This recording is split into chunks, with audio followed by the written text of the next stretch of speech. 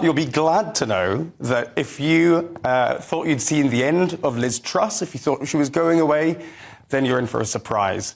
Yes, the political heavyweight continues on her book tour, and this time she was back in Parliament introducing a bill on trans reform.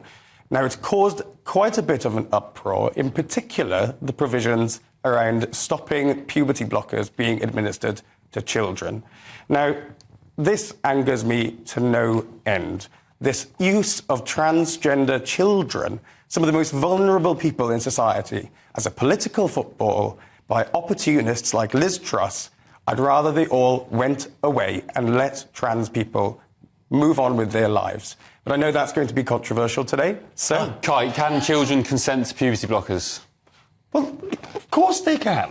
If the parents can a 6-year-old consent to being tattooed? If a child who knows themselves best, who is trans...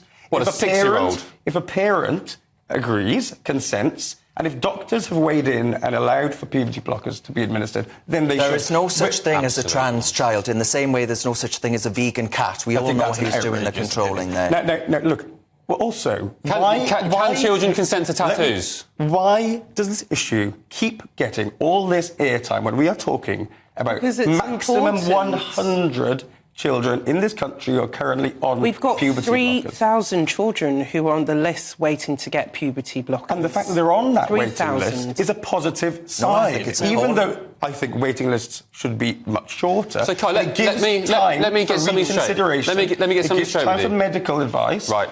Let me get something straight with you. Are you saying that when a 5-year-old says, a 5-year-old boy says, I think I'm a girl, you should believe them? Yes, right. And they can begin to socially transition in a way that's acceptable. Medical transition is different. There are safeguards in place. It's been done. Stop talking. When my 4-year-old says, Daddy, I'm Batman, should I believe him?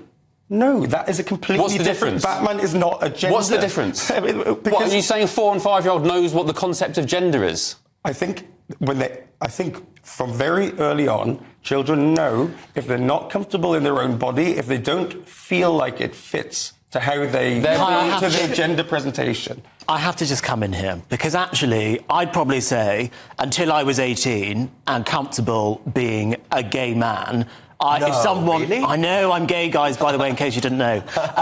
But until I came to that realisation, if someone told me I could snap my fingers and become a girl, I literally would have done it. The trans movement I think the idea that at 5 years old, a child who thinks they might be a girl, their parents have got to believe them. If my mum had done that, I'd be a detransitioner. I just think this is a nonsense opinion. Which is happening more and more. Well, it is happening more and more, and this is the issue. I agree, I want us to have a more rational, evidence-based discussion about this. But the truth is, when we look at the evidence about puberty blockers, actually, when people do go on to transition, even if they've been on puberty blockers, it can cause huge problems. If we think about the operation that people have to get to turn what is a male sexual organ into a female sexual organ, if the male sexual organ is not fully developed, it's very difficult to turn that into a female sexual organ. And that happens if you've been on puberty blockers. There is research on this. But I would be able to find studies to say exactly to the contrary. I found some in my preparation. Do you know... It's contested. Let me finish. This is contested. None of us are medically trained. And what angers me is political commentators and politicians who should know better giving so much airtime to this tiny, but he's got kids. You're telling me Why? Who's got kids? I think this is a scandal bigger than the post office scandal. I really, really do. Because you are medicalising children on drugs that you know absolutely nothing about. By the way, it's grotesque. But leave that up to the doctors and the experts in this field. And they have been practicing. Stephanie, what do you think about this? Files from WPATH came out, they were leaked, and they said that one young girl may have had liver cancer down to the puberty blockers, hormone. Do you know what drug they give? Do you know what drug they give young children? Do you know the name of it? You don't know it. It's called Lupron. They give it to paedophile sex offenders in America to chemically castrate them. They give it to prostate cancer patients and it castrates them. Even if they decide later on to stop with the transition process, most of the time they're deemed infertile. It's an absolute disgrace that people like you think children... You're telling children, innocent kids, 4, 5, 6-year-olds, they're born in the wrong body. And actually the trans movement is deeply homophobic because, as Albie's explained, you're telling gay kids that they're born in the wrong body and they should be chopping off their body parts. It's an absolute disgrace. And there's a reason the NHS banned it from hospitals across England. Kai, I understand what you're saying, because when we talk about trans and any issues around that, there seems like the motive behind it seems there's a lot of hate, a lot of animosity. But the thing is, it is a cause for concern. Like, this is a lifelong decision. I think people just see it as, oh, you change your gender, or if a child wants to change their gender.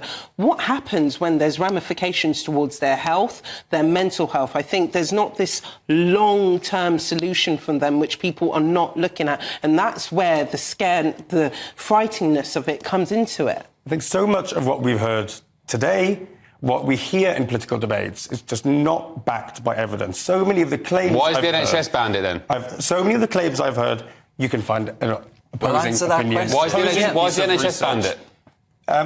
It's still allowed in exceptional cases. On clinical trials, it's allowed. That they socially transition first, and then the on the other clinical options trials. are So we're essentially saying that young children, in the name of ideology, are glorified lab rats. Puberty blockers are fully...